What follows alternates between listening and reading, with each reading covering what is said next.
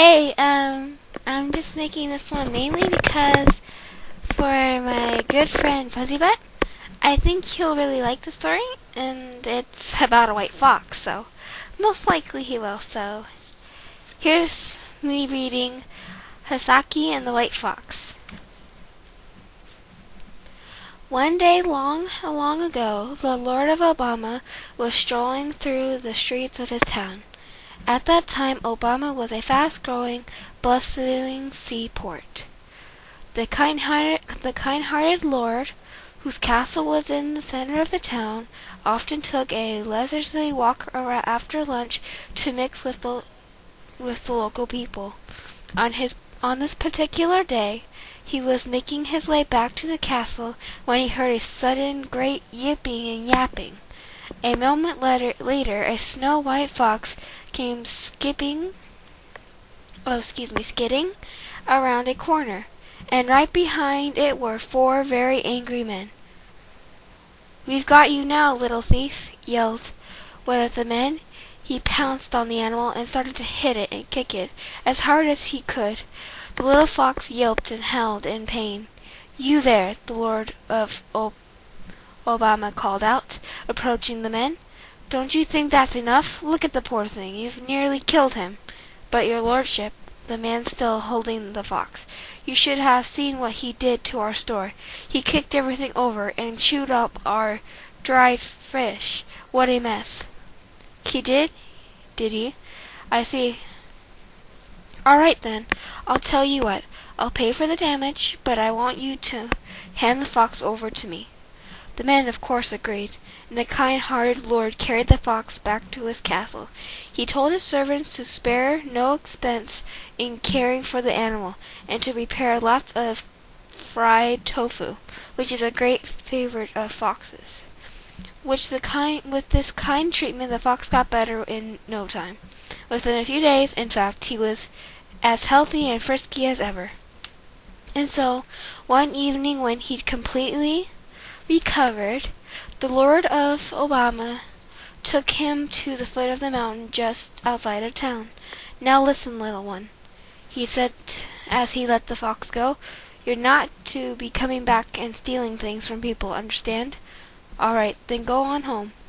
The fox trotted hastily up the moonlit mountain path, stopping time and again to turn and gaze back toward the castle of the kind-hearted lord.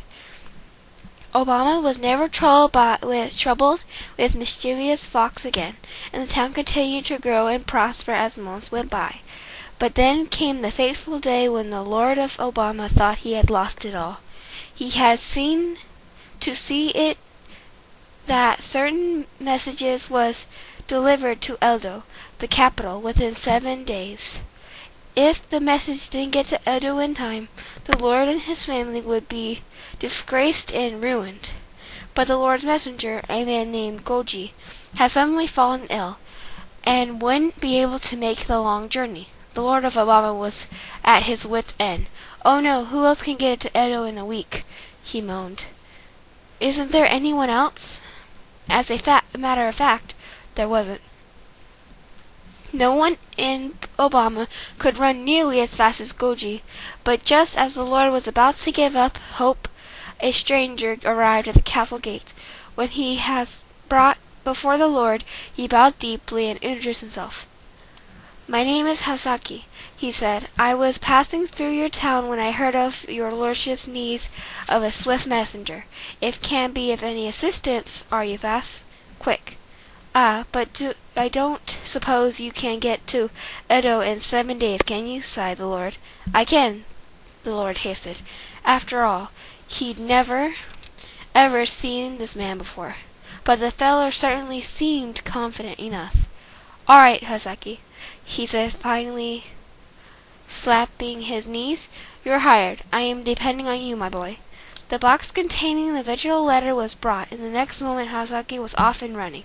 7 days later, the Lord of Obama sat in his office counting on his fingers.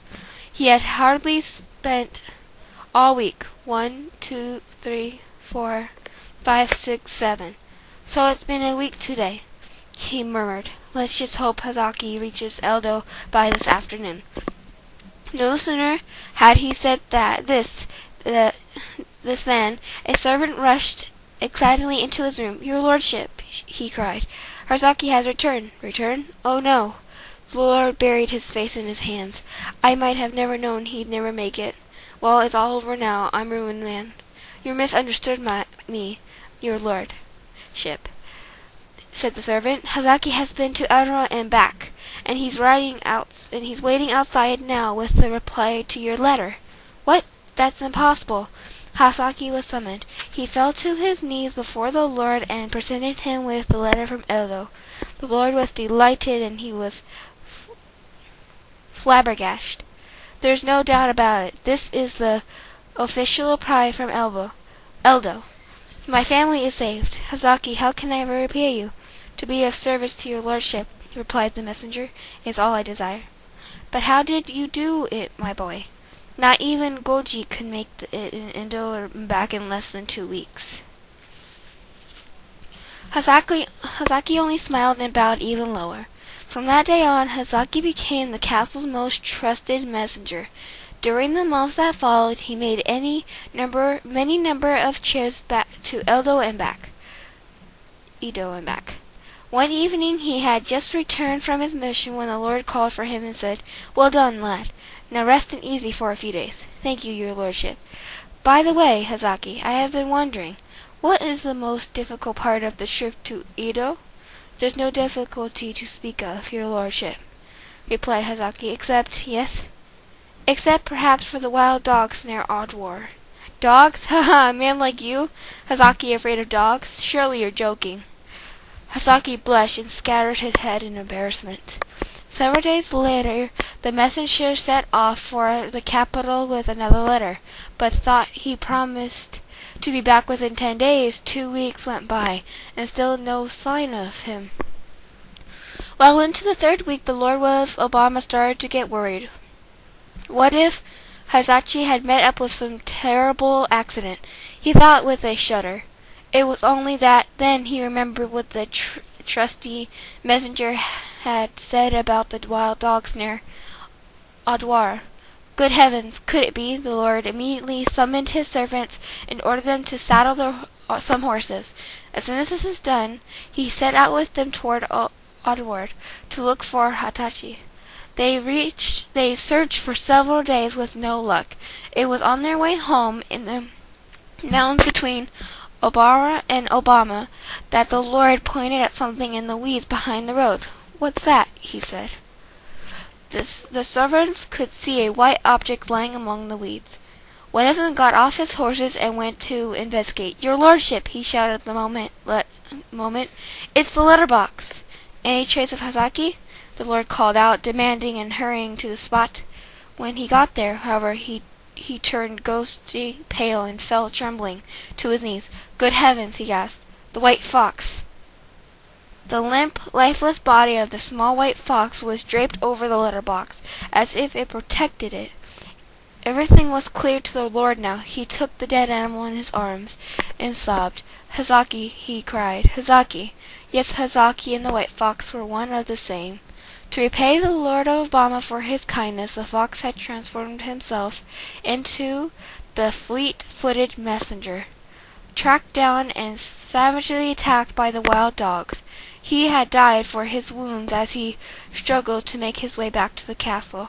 Obama Castle no longer stands, but where the castle grounds used to be, there remains a shrine that was built by the kind-hearted Lord. The shrine is named after the faithful Hazaki and is dedicated to Iron, the fox daddy who looks out for the messengers everywhere.